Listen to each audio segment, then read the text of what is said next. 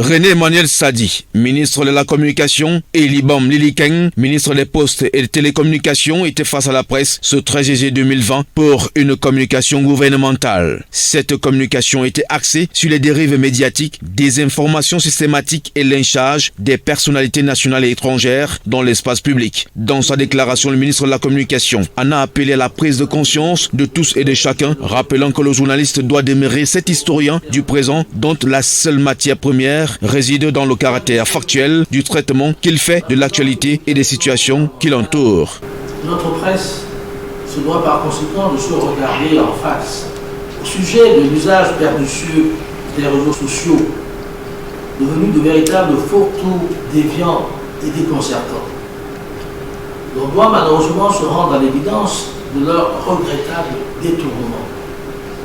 par rapport aux objectifs qui leur furent assignés à l'origine. Les réseaux sociaux se distinguent encore plus par leur inclination prépondérante à la diffusion et au partage de fausses nouvelles, encore appelées fake news, aux attaques personnelles et autres règlements de compte à ciel ouvert, aux atteintes à l'intimité de la vie privée, au non-respect du secret des correspondances, qu'elles soient publiques ou privées, et d'une manière générale, à la violation des règles de base nécessaires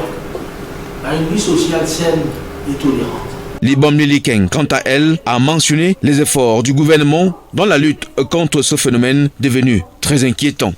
Ce que recherche le gouvernement, c'est d'assurer l'intégrité des activités dans le cyberespace, en luttant notamment contre la cyberdélinquance à travers une prise de conscience généralisée et l'action de tous les acteurs de la société. Sur le plan stratégique, un document de politique nationale de cybersécurité a été élaboré et les aspects relatifs aux réseaux sociaux y sont traités. Sur le plan opérationnel, un programme de promotion de l'utilisation responsable des réseaux sociaux est engagé depuis quelques années et dans ce cadre,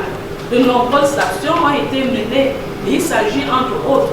des opérations de sensibilisation, que ce soit sensibilisation par SMS à travers les opérateurs de téléphonie mobile, la sensibilisation des jeunes à travers des camps et autres rencontres. Ces opérations de sensibilisation visent de manière concrète des actions ciblées, des acteurs ciblés, afin d'informer le public sur les sanctions pénales encourues en cas d'émission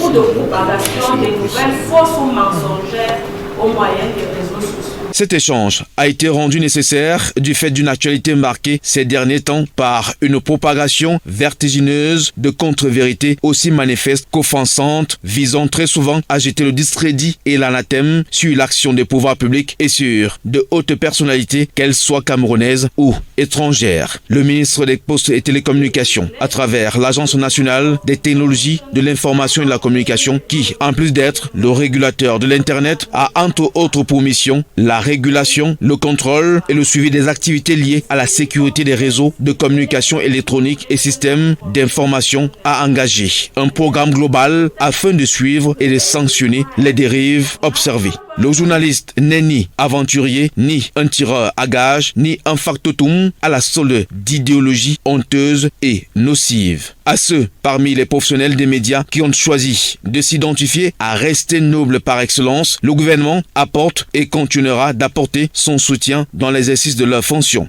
Aux autres qui, par ignorance ou par naïveté, se laissent encore entraîner par les déviances du déni professionnel, le gouvernement lance un appel pressant en vue d'un sursaut de responsabilité et un recentrage sur la vocation de ce métier et de ce canon universel.